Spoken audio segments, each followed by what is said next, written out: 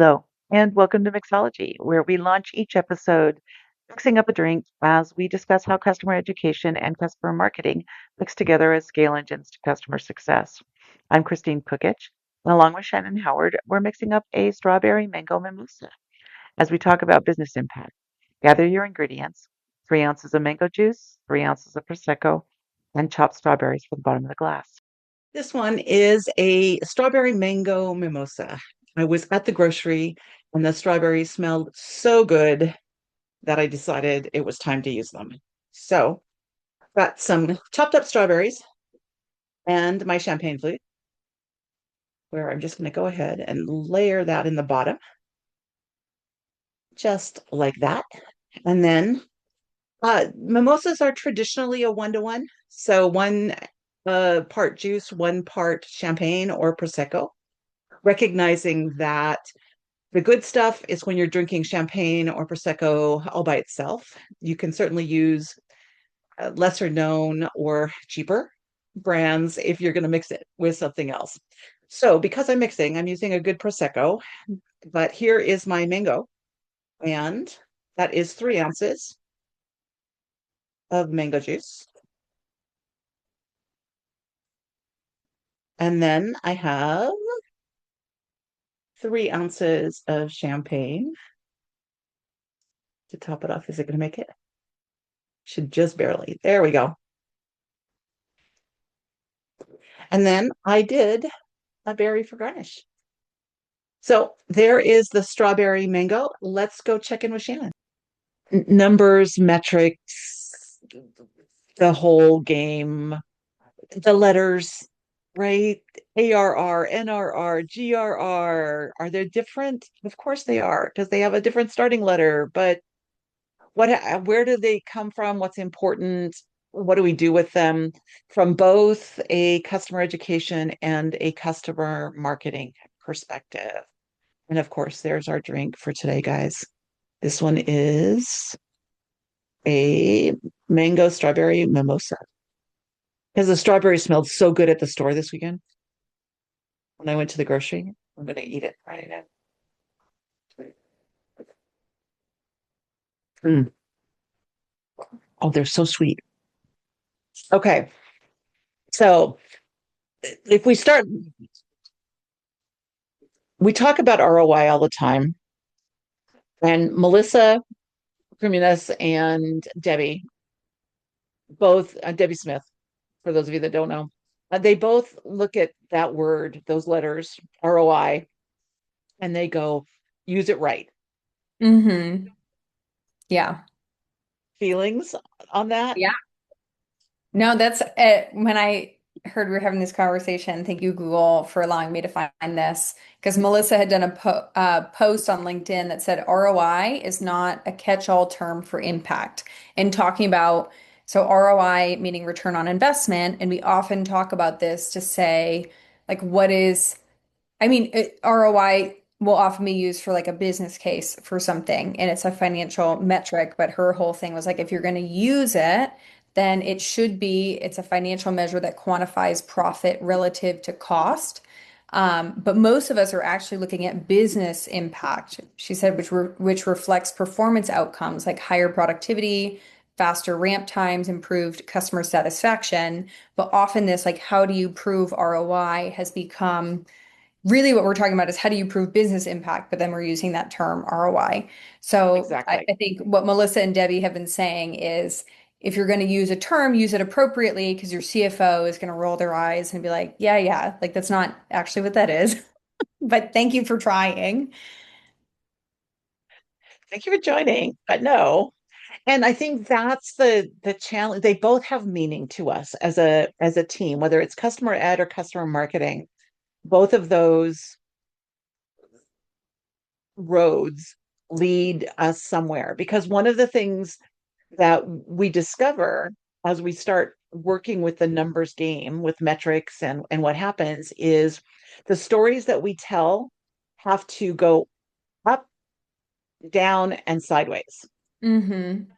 And they're not always the same story because different things matter to the different groups to whom we are telling the story. Mm-hmm. right? And if we're going up, then ROI has meaning because it Mm-hmm. is part of our financial status as a team. What does it cost us to? I had a mentee that I'm working with where we talk about numbers, and she said, I don't know how to get this. And I said, yes, you do. I said, you know how much your people are paid. You know how many courses you can build in a certain time period. You know what the hourly rate is for every person that you have on your team based on the fact that you know how many hours are standard and what their annual salary is. You're their manager, you know how much money they make. From there, you can determine how much it costs in people time to do these tasks. And then you have the tools of your trade. You Mm-hmm. have the system that you're using to help you build your content. You have your LMS that houses your content. You have whatever other tools that you have out there, and they cost X. And you can tell monthly how much it costs you. You can tell daily how much it costs you to Mm-hmm. pay for those tools. From all of those numbers, it's a slog work in the beginning, but it will tell you how much it costs you to build a course, Mm-hmm.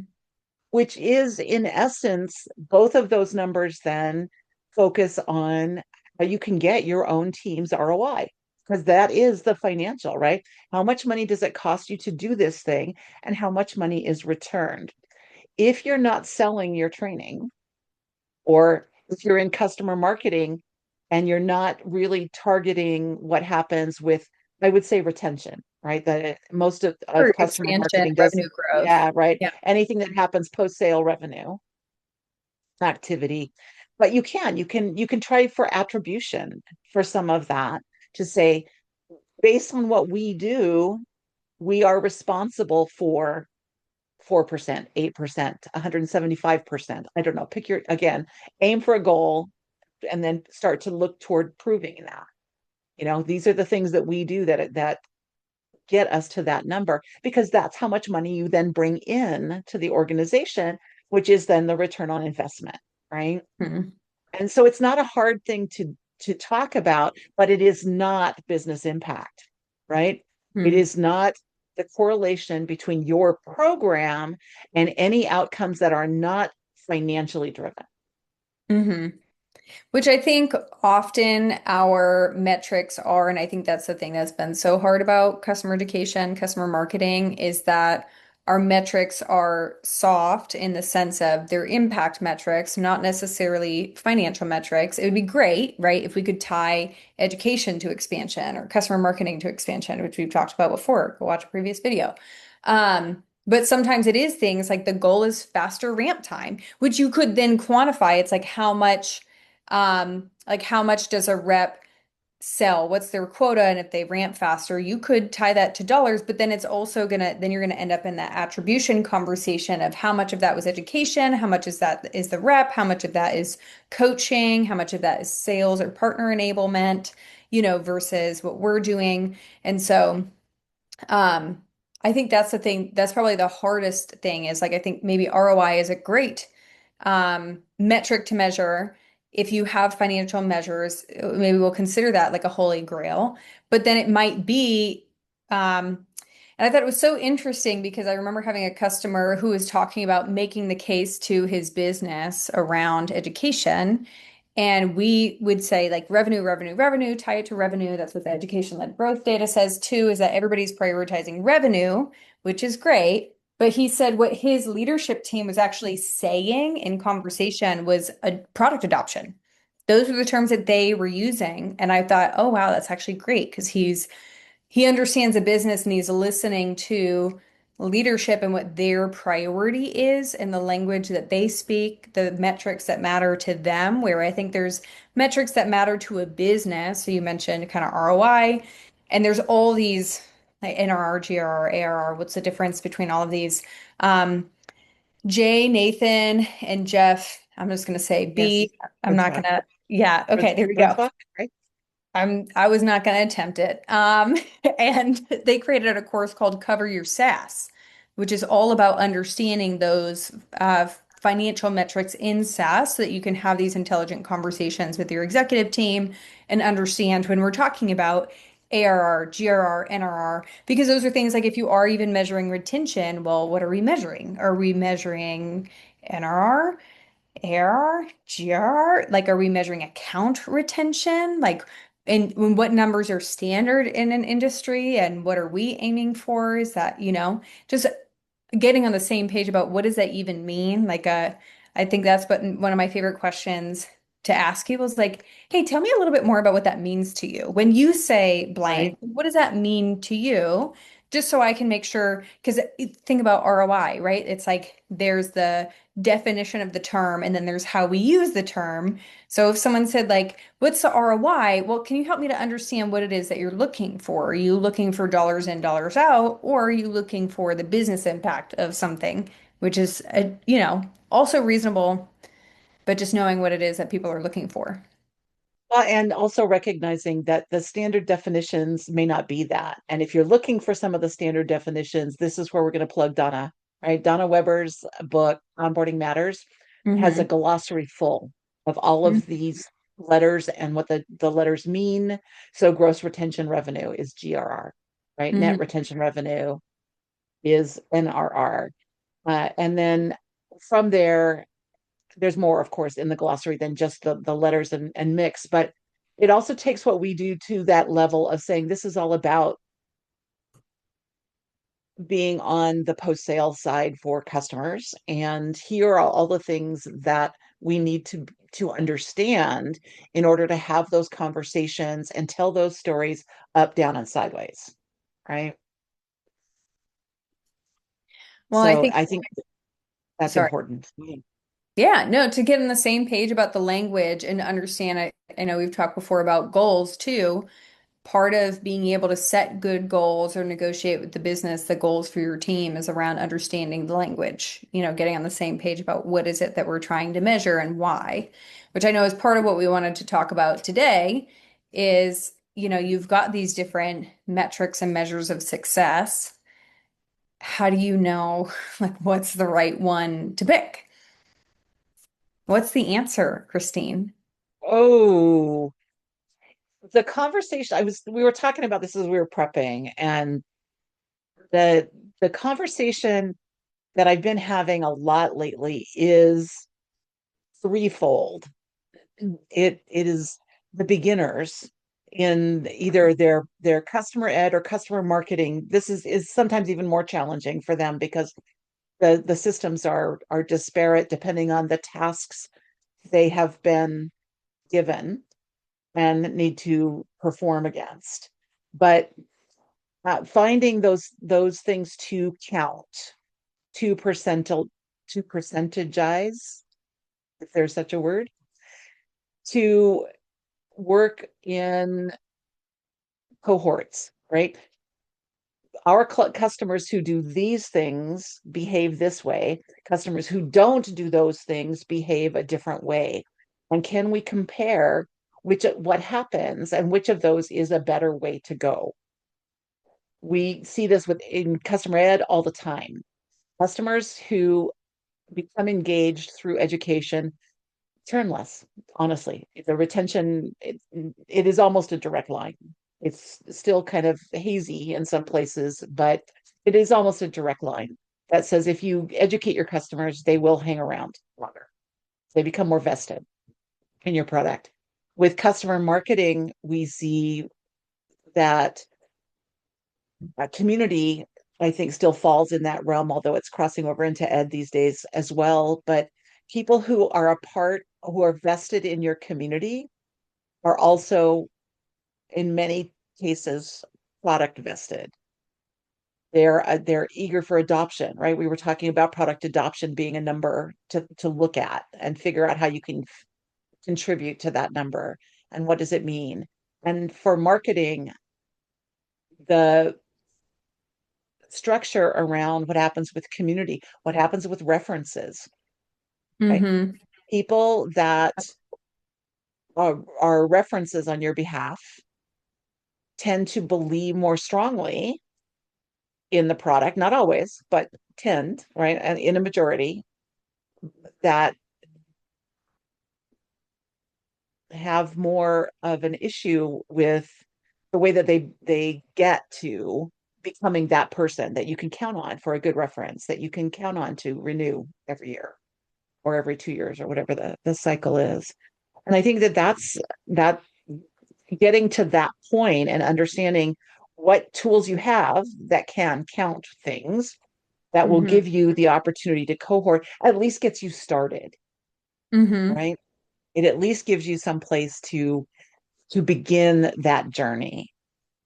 So I'm trying to find because Danielle Evans at Sendoso usually had recently posted something around how educated customers spend more. So Sendoso's metric is around spend because they do I'm not going to say it right. It's like product, shipping things, gifting, customer gifting. gifting, yeah, they do gifting. Um, and so they're able to say trained users or customers spend more, right? Facebook, same metric. They're looking at, like Meta Blueprint is looking at ad spend. Are people spending more on ads and are they seeing better value for their ads because a more educated user is producing a better ad than an uneducated user? So they can kind of look at those, but it's all cohort comparison. And I think that's a great like because when we look at attribution, it's really hard. It's like, what percentage is this? And I don't know. Like that can be really difficult to negotiate. But can we look at are people who do X, right? Who are people who do onboarding, who go to training, who get complete a certification, more likely to do this thing that is valuable to the business? Are they more likely to spend more money? Are they more likely to retain? Are they more likely to refer? Are they more likely to advocate? And all of those things have value to the business. Where if you said, hey, would you like customers to stay more? Would you like customers to spend more money with us? Would you like them to get on stage and speak on our behalf? Would you like for them to get on a reference call? And if those things are valuable to the business, like what are the things that we can do that make them more likely to? It's not always a one-to-one, it's not if they do Correct. this, we're definitely going to do that, but they're more likely. And so maybe we're in the business of increasing the likelihood of positive things happening or like things that are valuable to the business making those things more likely to happen. If we take it to the level as are we getting off? How off topic am I getting now? Now, what metrics? Okay, I can. This will work. So worry sometimes of rabbit holes, but if we take that to a predictive status, right? Trend analysis leads to prediction Hmm. in data land. If we start focusing on what's happening with people who do this versus people who do that, over time, we can see the numbers move, right? Hmm. Does a change in this behavior change that number for better or worse? Hmm. And once we get to that, we can start focusing on forecasting things like time to first value, right? Hmm. And with AI these days, time to first value can become a customer unique situation, which it always has been. But we have Hmm. always said there is a task when completed will prove value within X time, right? Hmm. 30 days, Yeah. 90 days, whatever the implementation schedule looks like for the product. Pick that point in time where we get that first big aha. And what is Hmm. that aha? And then from there we just measure, right? It's pretty easy. Hmm. We got there or we didn't. And people who got there faster or who got there better, right, were better able to do that thing were people who were educated, were people that were a part of your community, were people where their CS team did these five things. Hmm. Yeah. And right. And that part of it also then leads us to say procedurally, that could be formulaic, right? If we do all of Hmm. these things, a majority of the people who do all of these things become better customers. They get their first value quicker. The quicker we get first value, the greater the chance that they will sign the next contract.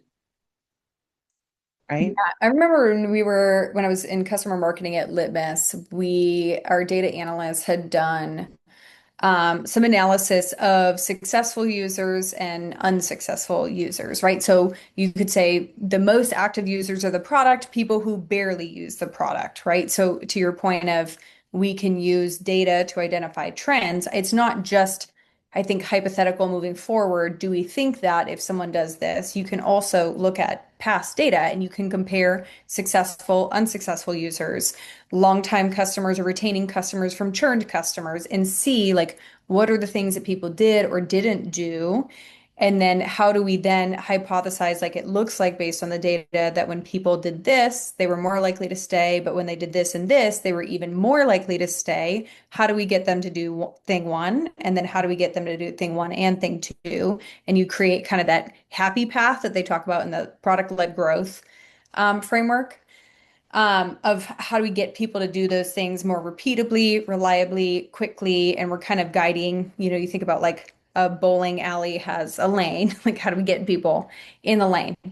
Um, but kind of going back to like metrics to measure and your point of I think you have to start somewhere.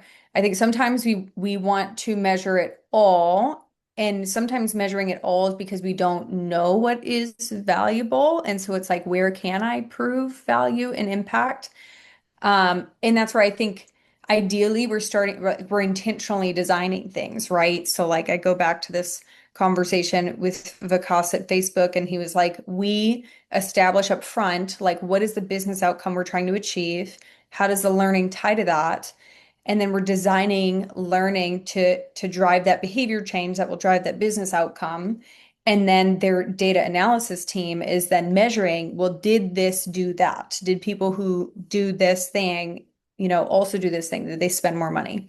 And so we should be thinking about that up front of not just retroactively trying to measure, but actually having an intention. Like we've been going through the 2026 education-led growth data, and John Lay was like, I will die on this hill. He's like, if you don't know what you're trying to measure before something goes out, then there's no way you're going to be able to measure it. You have to know like what goal you're trying to drive, design for that, and then set up the tracking mechanisms that would help you narrow in the metrics you're measuring. But also, it's like, how do we expect to prove value if we can't measure that metric? So if someone's like, I want to drive product adoption, I'm like, cool. How do you measure product adoption? What does that mean? And if we don't have a mechanism, like if we don't have a metric for that, or if we don't have a mechanism for measuring that, then it's a terrible metric to choose. I would not pick that one because I have no way to prove it, you know? Well, and we also need to make sure that the terminology means the same. We talk a Hmm. lot about how language changes depending Hmm. on your perception of where you stand. Hmm. And I think that one of the challenges we have is when people say product adoption, what does that really mean when Hmm. they're using those words so that we can determine whether or not that is a viable option for us to be able to get to? Because Hmm. sometimes we use the same words, but and we think we're on the same page because we use the same words, but Hmm. the words don't mean the same thing. And Hmm. therefore, later we discover we are not on the same page at all Hmm. because Yeah. we forked at product adoption. That's my And I like think, as measured by blank. Like if you have as measured by blank, and what is that metric? So, like in the case of product adoption, are we talking frequency, breadth, depth, specific features and functionality? And then how is that being measured? Do you have a digital adoption tool that allows you to do that? Do you have a product analytics tool that's like um, instrumenting your software that allows you to track those things? And then I think the important one too is just also to understand like doing that does that does that measure of product adoption, this is where I go back to like look at the data that you already have and an analysis of successful and unsuccessful retained and churned customers to understand what is actually impactful, because using your product more is not always a sign that someone will retain. And I don't want to make that assumption that using it more, like you log in every day. Now, this is a good thing. In some industries, sure, but for some products, you get value logging in once a week, once a month. And so logging in more does not necessarily always indicate like more value. And it could be that a particular feature or a set of features indicates better adoption, but you can't, you have to have those conversations, right? You have to understand what the the true goal is in Hmm. order to figure out what it is you should be focusing on. And if nobody knows, okay, that's kind of weird, Hmm. but also it means that you have a chance to say this, if this were me, I would do it this way. I would be doing this thing. Yeah, make a I recommendation. would be focused on Yeah. product adoption. I would be focused on cohort analysis of, or I have discovered that what does the ideal customer look like can be a very fruitful conversation. Yeah. Because that's the other thing. It's like retained customers, but are they the ones that you want? Because if you're retaining customers that are very needy resource drains and that are very expensive to keep, maybe we don't want to retain those customers. We actually maybe hope that they churn and then focus more on how do we retain those ideal people. So that's a good point of even further, it's not just churned and retained, but it's also who are those or successful, unsuccessful, but who are our ideal people and what are the attributes that those people have? What are the things that they're doing in our product? What are their use cases? And how do we bring in more of that? Because that's actually what we want more of, not just more retained customers in general, because I think there's actually a time when churn is good. Right? Where Yeah. it goes so far out of balance that it Hmm. becomes hard to maintain, whether Yeah. through support tickets or just the hand holding. Even with the push that we have seen in the last couple of years with digital CX, right? Where Hmm. we're really trying to focus on digital first with an AI prominent philosophy, Hmm. that doesn't change the fact that that still is a resource heavy because it's part of ROI, right? It's still part of Hmm. the construct that we have for our teams. So somebody still has to maintain whatever we do digitally, even though it should take less theoretically, doesn't always. No. And Yeah, and go and back it's to the because, conversation with right? Roberto. Like, is this always the right thing? Is this the right application? Because sometimes it takes more effort, not less.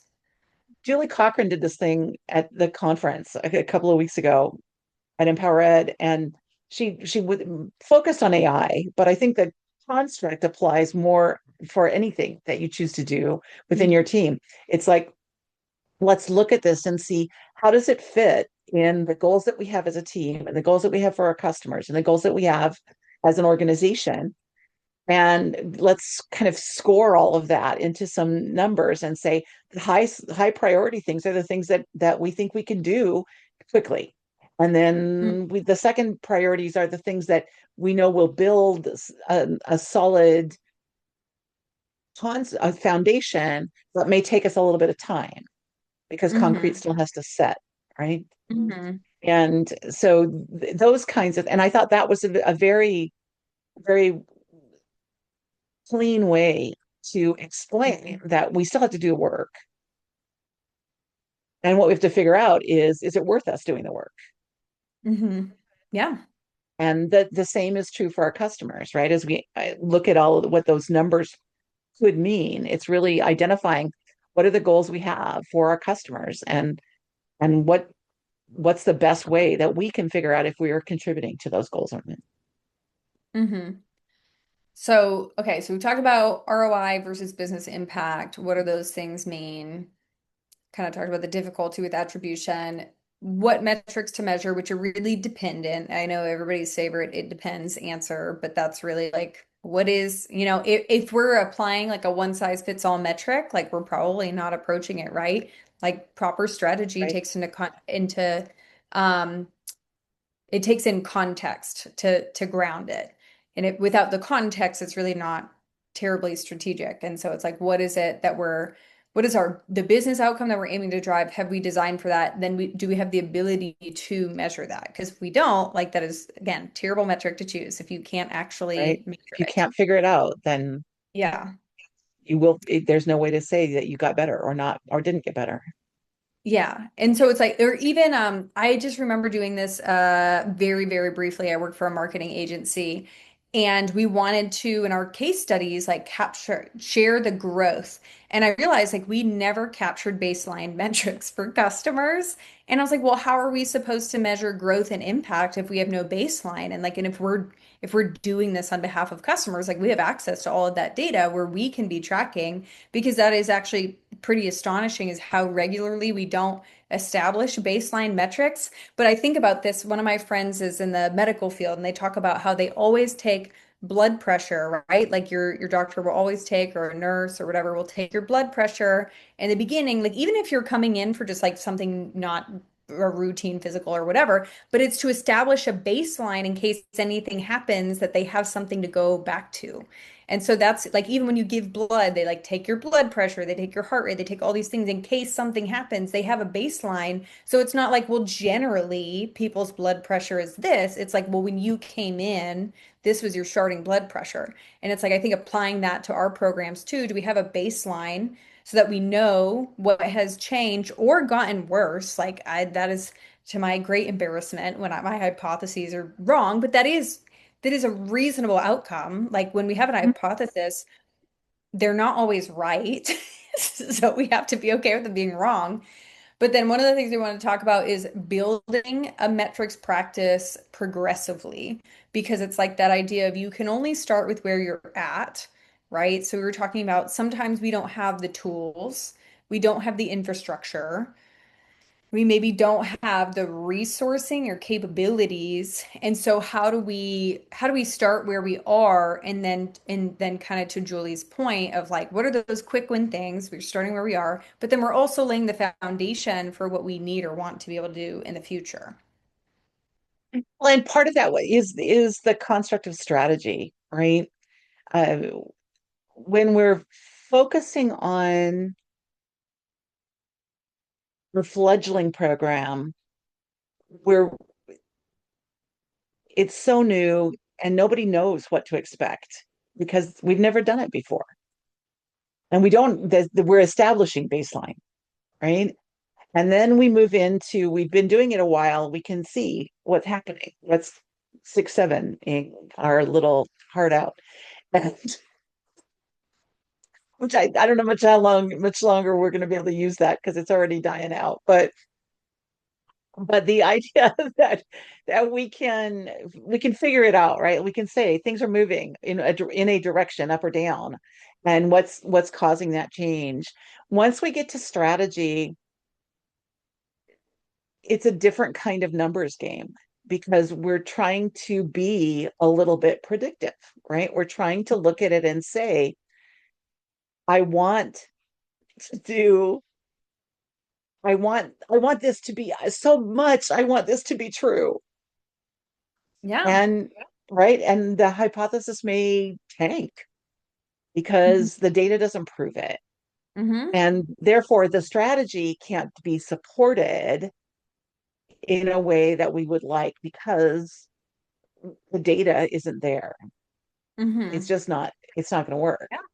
And that predictive part, I think the interlacing that happens between uh, the predictive type and the strategy, that because strategy is a lot about what's going to happen, right? What's the vision of what we're going to be doing in another year, in another couple of years. In SaaS land, anything more than 3, and you might be dreaming anyway, so it doesn't really matter. But in the next 3 years, what does progress look like for us? Does it mean a clearer vision of what our ideal customer should look like based on the fact that we've told sales all along they should be selling to our ICP? So if that's working, then we should see that, right? We should see that in the numbers. Mm-hmm. And I think that as you mature, that part of it does can go wiggly wobbly too, right? Hmm. Because you forget to re-ask the questions, right? Hmm. What are the goals that we have? Has Hmm. has this changed since the last time that we asked this question? Do we need to start measuring something different? Do we need to start measuring the same thing, but measuring it differently because we now have more things. We have more customers. We have more segments, right? We're across multiple more industries. We're in different geographies. We're in different sized organizations in ways that we were not when we initially asked this question. Do we also need to now begin to segment our answers in a way that makes more sense for the different ways that we can segment our Hmm. customer base? Hmm. I don't know. Yeah, probably, but Yeah. that's This only just years of reminds me, experience. it's like we're on a journey. And I think one of the things that we talked about, even when we talked about kind of planning and strategy, is we can't neglect the long term just for the short term, right? Like today, maybe I live in spreadsheet city and I'm collating data and I'm doing VLOOKUPs, which feel like I have to reteach myself every time I do VLOOKUP. Um, and I'm manually doing some of this analysis, right? I'm looking at or I'm, I think we've talked about this before, like giving your RevOps person like trained versus untrained list. Are people on this list, do they have higher ACV, higher retention rate? Are they more likely to expand, right? Do we see more expansion revenue coming from these people than from this cohort? And having someone do that analysis, and in the beginning, it can be really tedious and manual. And it's like, while we're doing that and all the other things that we have to do for our job, we don't want to miss out on building the foundation and the infrastructure. So maybe that is like getting our LMS data into a data warehouse or a data lake or something so that our BI team can play with it and actually pull it into things. Maybe it is like working with IT or honestly, I never know who this person is in a business because I feel like there's a one wizard that connects all these like different platforms and where they live and what their job title is like totally varies. I've had like business solution architect was like a role at one company and their job was just to make everything talk to each other magically. Um, so I That's feel like what every John was saying when I talked with him last week. Is yeah, is that whole idea that find that guy, that person yeah. that is the data connector person, because Hmm. they will be at least be able to advise you, if not actually Hmm. help you figure things out. Yeah.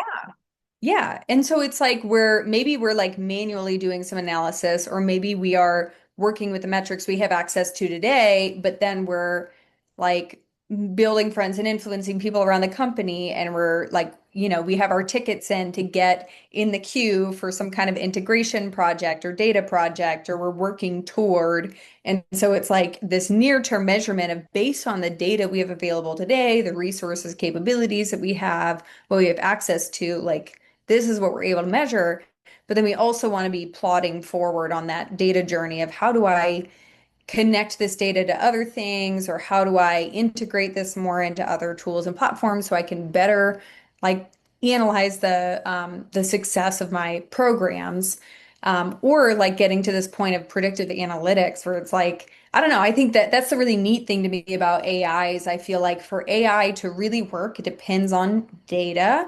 And it's going to depend on a lot of data. And maybe this is finally the opportunity for a business to get all of the data flowing to one place so that AI can actually like access it, layer on top of it, and have all this information. Because you think about even, I don't know, like how do you know? I feel like even what we've been doing with learning has been so limited of like based on what you've told us or like the information that we have, but it's not just those like higher level automation style, group style things, but like who is Kristine? And what things has Kristine accessed? What has Kristine done in the product? What support tickets? How many support tickets has Kristine submitted? How long has Kristine been a user, not just a customer? Was Kristine at a previous company and now, and it can take all that and it could be that's where I think the potential is really interesting, but it depends on all of that data kind of being pulled together. It speaks to a couple of weeks ago you did that conversation about Kirkpatrick. Hmm. And I think this kind of weaves into that as well, because how it plays out, although in customer ed, we tend to kind of not think Kirkpatrick is viable. I would disagree, particularly because of AI, right? We now Hmm. have access to things that we did not have access to, you Hmm. know, 10 years ago, even 5 years ago in some cases. And that means that we can now see things that we were blind to before. And Yeah. that can change the way we behave, both from an education perspective and from a marketing perspective.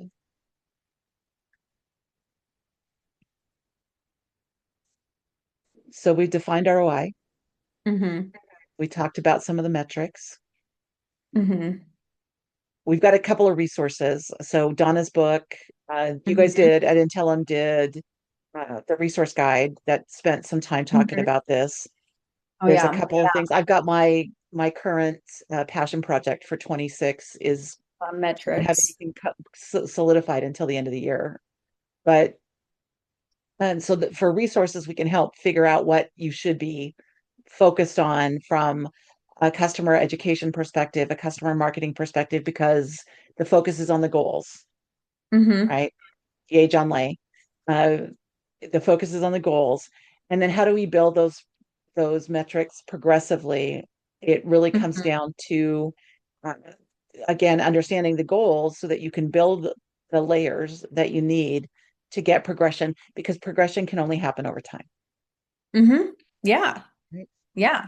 And that's, I think, going back to this whole idea of it being a journey, like I think there's a reason we've been having conversations on metrics, customer education, customer marketing for a long time. And that's because it's hairy, it's nuanced, it's changing constantly, it's difficult, And so even and you were talking about like sharing metrics up, down, laterally, where it's also, I feel like we've been saying for years, not just the ability to prove on paper the value of your programs, but being able to communicate to the business the value of your programs. Because if you can prove the numbers, but nobody knows about it and nobody cares about it, then it doesn't really matter. And that's where we're seeing people who like have been able to prove the impact of their programs and they get laid off. And it's like, but it's that communicating up and sideways and down of like that is so much of our job is the here and now and then planning for the future and plotting our way that way and then all the communication and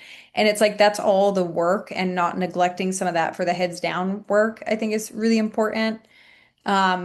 And then also hopefully just an encouragement to people of like we're all on the journey and it's hard but there is a place to start and it's like start from where you are, pick something. I feel like Kevin Lau did a newsletter on that of like just pick one thing that you're going to track toward that you can talk about, that you can measure, that you can show progress toward. Don't overcomplicate it, keep it really simple in the beginning so you can, instead of trying to wrangle a bunch of things that are hard to wrangle and then you're not able to prove anything. I did it a few years back when I was in the HRIS space. We talked about people analytics, and the big thing at that time, and still is to a certain extent, is the storytelling. Mm-hmm. And we can't forget that Mm-hmm. all of this plays into being able to tell the right stories to the right people at the right time. Mm-hmm. Yeah, I'm gonna just forever now plug Nancy Duarte's data storytelling, like book, workshop, do it, learn it. It's just so, I think that storytelling element is often what's overlooked. Like, yes, measure, prove value, but also communicate it. But it's the same thing with strategy too. Like, if you spent all of your time creating this beautiful strategy and then it was never, I remember doing this with Dave Darrington talking about like, you've got to communicate it with the people. That is a big part of it too. And is And so much it's of the our same role thing is though, right? Down, across, and up, because yeah, it's everybody not needs to just your know, team knows, but the right? other teams know, hey, we have sought your input because especially customer education, customer marketing, we are in service of all these other teams and their goals. And so they Right. need to know the plan so that we don't get all these, go back to our planning one where we're talking about having a clearly documented strategy so you can't that has received input from other teams so that when people ask you for random things, you can hey, how would you prioritize this against these other things? But then also up. where it's like, I don't know, there's not usually executive representation for customer marketing or customer education, but how do you make it something that people are interested in hearing about? That they're thinking about, right? That they understand has value. Hmm. Yeah. Because we just have to be able to tell the right story so that they understand that. Hmm. Yeah. So that's it, right? It all comes down to storytelling. There you go. Do all the Yeah. work, but build the right stories. Alrighty then. Hmm. Yeah. We're good. That's it All right. for this round. Everybody. We'll see you next time.